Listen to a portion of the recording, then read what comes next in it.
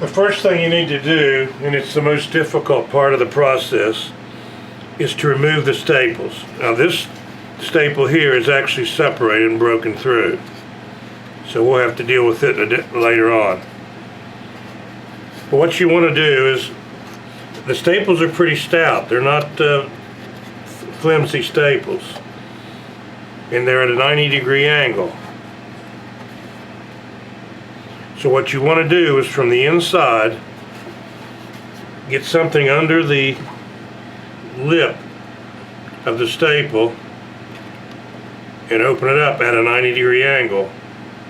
You got to be very careful that when you're doing this, that you don't pull the staple through the cardboard. I'm not sure the camera's going to show this very well, but what you want to do is, to get it started, sometimes I use an X-Acto knife just to get under that lip to get it started. Then you can take another knife and slowly do it slow. Now this knife is too flexible, so I'll have a simple set of needle nose. You want to get the kind that are smooth, no teeth on it, so you won't scar the staple, and it will then become apparent that you've messed with it. So you put the staple in there and slowly, I'm checking to see if it's at a 90-degree angle, slowly get it at a 90-degree angle. Now that staple right there is ready. Now we'll go to the next one.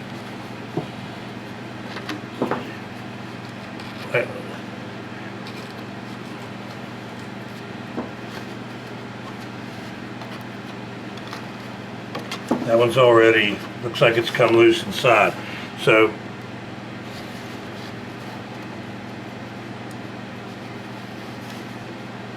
now we've got this one done. I don't know if you can see it, but it's a 90-degree staple with two ends on it. I'll lay it over here. Now we'll go to this one. This one's the one that's separated.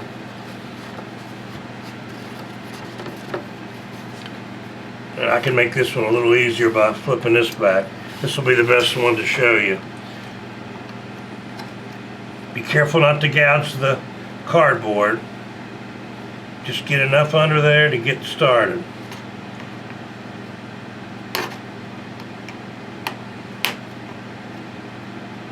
These are heavy-duty staples now, I'm telling you.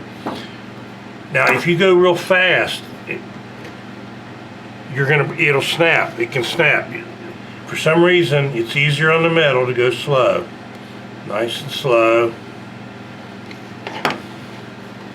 Now I have it almost at a 90-degree angle. So that one there is now at a 90, if you can see that. Now we want to do this one here.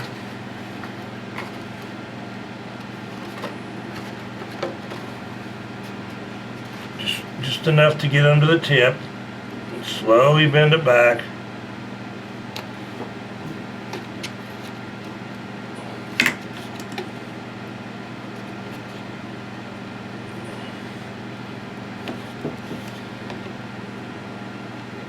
Slowly bend it.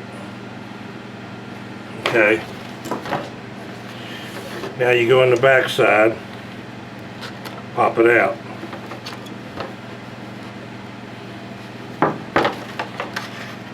Now we got that half done. This one here I already did earlier to make sure I had the right tools out here. And there's this one here.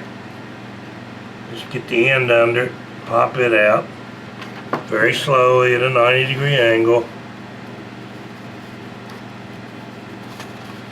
As you go on the back side, just pop it very carefully, pull it towards you. Same thing with this one. Make sure it's at a 90 on the inside, or it'll come out crooked. I see I didn't get that one very well. I didn't get a good 90 on it. So I'm going to slowly make it a 90.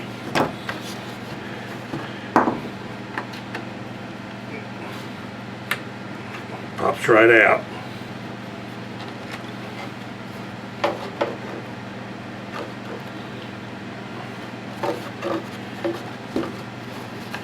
Okay, we got one more.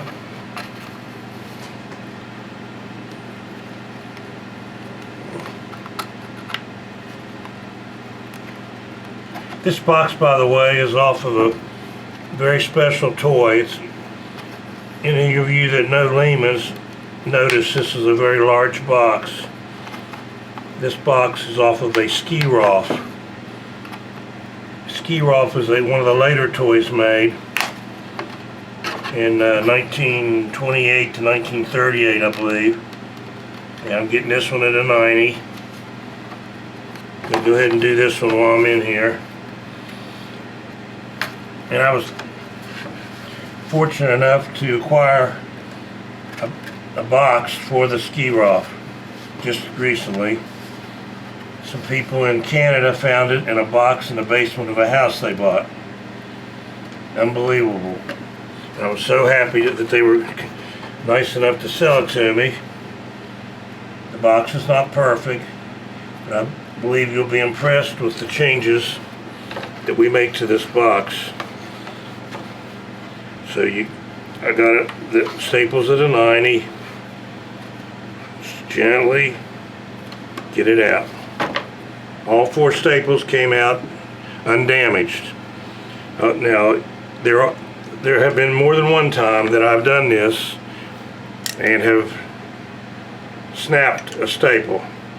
So my advice is you can either buy a cheap Lehmann box or a broke Lehmann box just to get the staples, or you can make staples out of metal yourself. Alright, now we got the box. So you want to, the next vulnerable part, of course, are the creases. You do not want to bend these creases the opposite direction, of course. So what I want to do now is gently flatten it out. And I want to do take a very soft brush you use on automobiles just to get the easy stuff.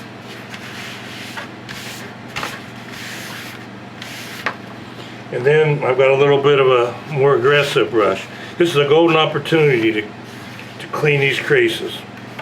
You'll never have this chance again.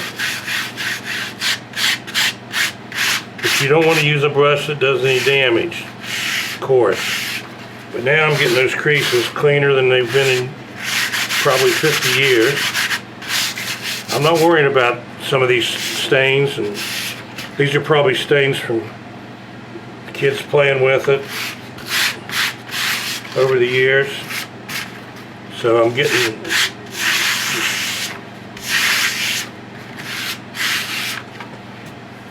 now the next thing you can do, the final thing in terms of cleaning, these things you buy to use on your clothing make it pretty good to pick up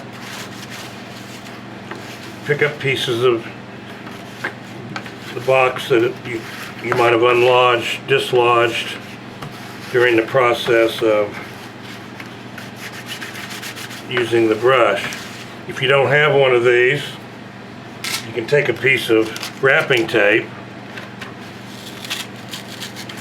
and go this way with it, get the same results. Now I'm going to flip it over because it's like a bowl. Flip it over. Again, being very careful. And we're going to do the same thing again. Use that, or see if there's any kind of exterior dirt. This is the outside of the box now. I do not recommend using any water products or anything else. Now comes the neat part. This material here is, you can actually buy this at the piece goods store. Cheap. This is the material that you use to make ironing board covers. It's made for irons to go on. I didn't know they sold such a thing till I stumbled on it. So you want a flat surface, not wood, or not, you want something smooth to put all this on. I'm on a Formica top, but I think you want something like this underneath the box. Then this is a very soft, thin rag that I use, so I cover the top with that. Meanwhile, sitting over here out of view is steam iron, the kind you put water in. Rowenta, a good brand. It's got buttons that you can steam. So I'm going to now iron it. I'm ironing it like I'm ironing a shirt. Use normal ironing techniques.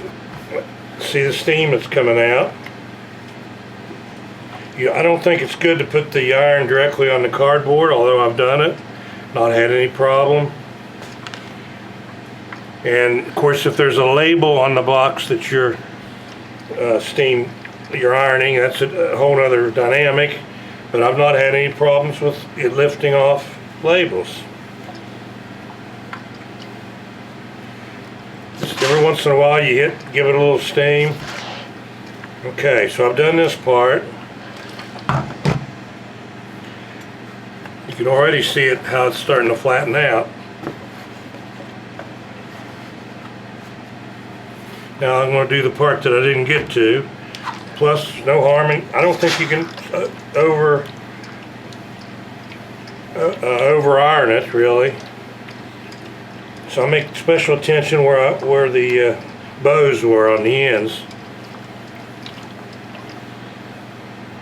You go back and forth, little steam when I feel like it.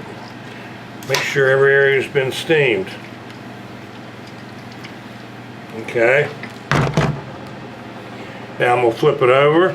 Look how flat it's looking already. Much improved already, I can tell that. Do the same thing again in the other direction. Steam it, give it a little steam. I don't think you can give too much.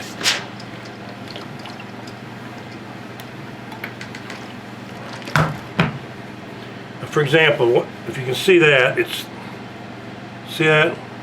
How it's crooked, warped. Watch this.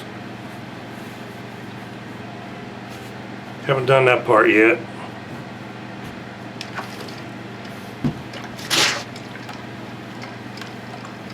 Right there's where that bad spot was.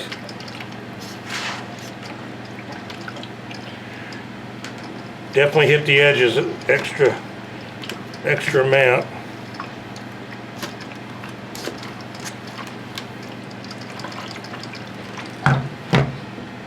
Look at that, flat as a pancake. Box is now perfectly flat and floppy. Alright, put that aside. Now we go back to putting it back together. The staples are all pretty much the same. So you feed the staple back through where there used to be a staple.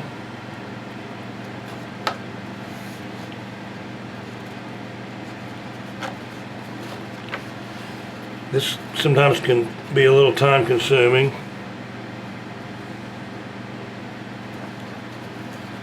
Oh, I forgot something. It's critical that the staples be at a 90. Sometimes the staples lost their 90 degrees when you were taking them out. That's what's happened on this one. So I'm going to make it a 90 degree again. See, now it's a 90. This one here needs opened up a little bit, very slow.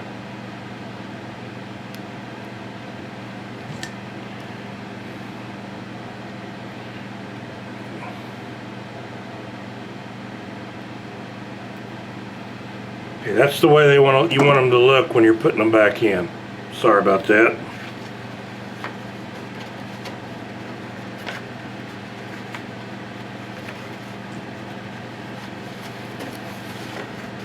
Oops.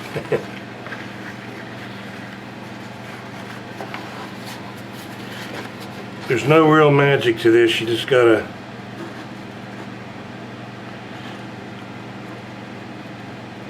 get one end in.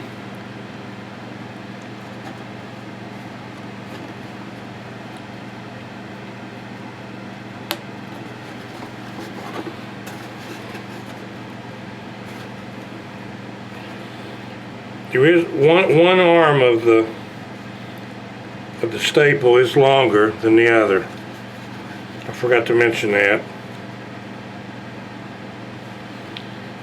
And you just have to see which goes where.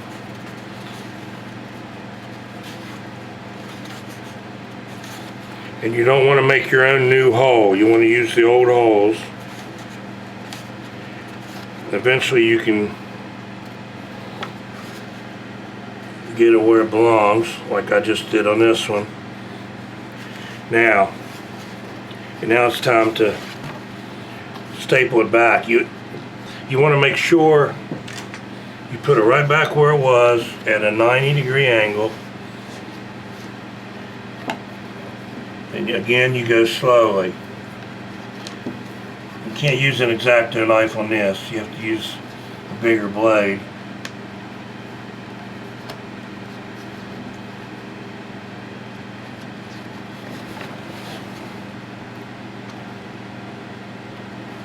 Sometimes you can use your finger because